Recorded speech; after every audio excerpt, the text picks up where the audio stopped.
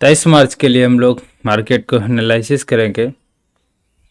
जैसे कि आपको दिख रहा है 21 मार्च को गिफ्ट निफ्टी 1.5% के आसपास का गिरावट दिखा है। 22,845 का क्लोजिंग दिया है। डाउ फ्यूचर्स में 0.52% के आसपास, डाउ में 1% के आसपास।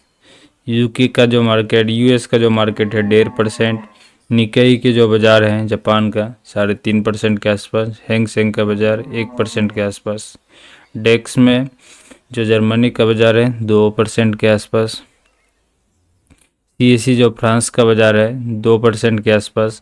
सिर्फ कोरिया का बाज़ार 0.31% के आसपास का बढ़त दिखा है। कहीं ना कहीं ग्लोबल मार्केट का सेंटिमेंट फुल नेगेटिव यहाँ पे दिख रहा है आपको स्क्रीन पे। ऑप्शन सेन के डाटा को अगर देखा जाए तो 16 लाख पुट राइटर यहाँ पे दिख रहे हैं और कॉल राइटर्स 21 लाख। कहीं ना कहीं ये भी डाटा नेगेटिव है आपका। एफआईज और डीआईज की बात करें तो 20 मार्च को 5500 करोड़ के आसपास का सेलिंग किया था एफआईज ने, और डीआई ने 5700 करोड़ की बाइंग किया। तो 107 करोड़ के आसपास का नेट फ्लो दिख रहा है यहाँ पे। तो चलिए अब लेके चलते हैं बैंक निफ्टी पे। कहीं ना कहीं मार्केट में बड़ी गिरावट की संभावना होगी कल मंडे को। ये 23 मार्च के लिए हम लोग देखने वाले हैं। 53,000 का जो लेवल है वो आसानी से टूटता हुआ कल दिखेगा, वो भी गैप डाउन में। मार्केट 52,700 या 52,000 के आसपास ओपन होने की संभावना है इस जगह पे। अगर 52,000 के नीचे ओपन हो तो फिर सेलिंग की संभावना होगी। अगर 52,000 के ऊपर मार्केट ओपन होता है तो थोड़ा सा वेट कीजिएगा, क्योंकि 53,450 के आसपास का क्लोजिंग है। तो 1500-1600 पॉइंट के आसपास का अगर गिरावट हो, अगर रात में निफ्टी रिकवर कर गया तो ठीक है, अगर नहीं किया तो फिर गिरावट की संभावना बढ़ेगी। 1% से ज़्यादा नेगेटिव है गिफ्ट निफ्टी। तो फिर हमारा जो इंडियन मार्केट है वो 1 से ज़्यादा % गिरने की संभावना रहती है। तो आई थिंक यहाँ पे 1.5% के आसपास का अगर गिरावट दिखाएगा बैंक निफ्टी में तो 52,000 के लेवल का एक सपोर्ट मार्केट दिखा सकता है और थोड़ी सी रिकवरी यहाँ पे दिखा सकता है।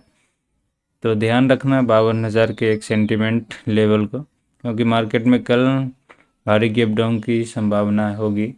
और निफ्टी की बात करें 23 मार्च के लिए तो निफ्टी 22,700 के आसपास का लेवल को रिटेस्ट करेगा कल।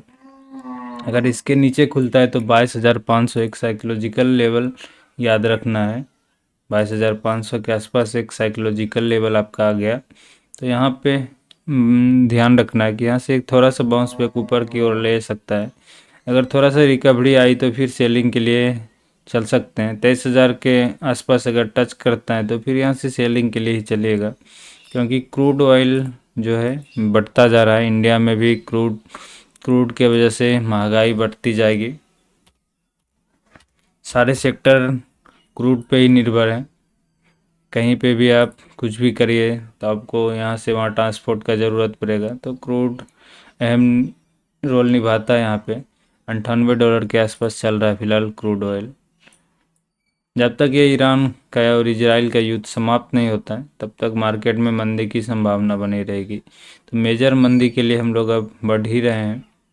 तो कल मार्केट फिर से गैप डाउन खुलने की संभावना है। तो वेट कीजिएगा 22,500 के लेवल को। अगर ये भी टूटता नज़र आने लगे तो फिर सेलिंग की ओर बढ़ सकते हैं। थोड़ी सी रिकवरी दिखाने की संभावना है, क्योंकि मार्केट 18 मार्च से अभी तक गिरावट ही गिरावट है। 18 मार्च, 19 मार्च, फिर 20 मार्च को हल्की सी रिकवरी तो आई थी 20 को, फिर कल लास्ट में गिरावट दिखाए हैं। तो कहीं ना कहीं फिर मेजर गिरावट की संभावना है कल। तो थोड़ा सा लेवल को ध्यान रख के चलना है। अगर कल भी मार्केट गिरा तो इस हफ्ता ही 20,000 के लेवल को रिटेस्ट मार्केट कर सकता है, जैसा कि स्क्रीन पे लग रहा है। गिफ्ट निफ्टी देख सकते हैं 22,845 के आसपास का क्लोजिंग दिखा है इसने। इंडिया विक्स की बात करें तो ये 22 पे चल रहा है और ये फिलहाल अप ट्रेंड में है, इसलिए मार्केट इधर डाउन ट्रेंड में है। जब तक इसका अप ट्रेंड नहीं टूटता है तो मार्केट का डाउन ट्रेंड बंद नहीं होगा। तो आपको ये ध्यान रखना है हमेशा।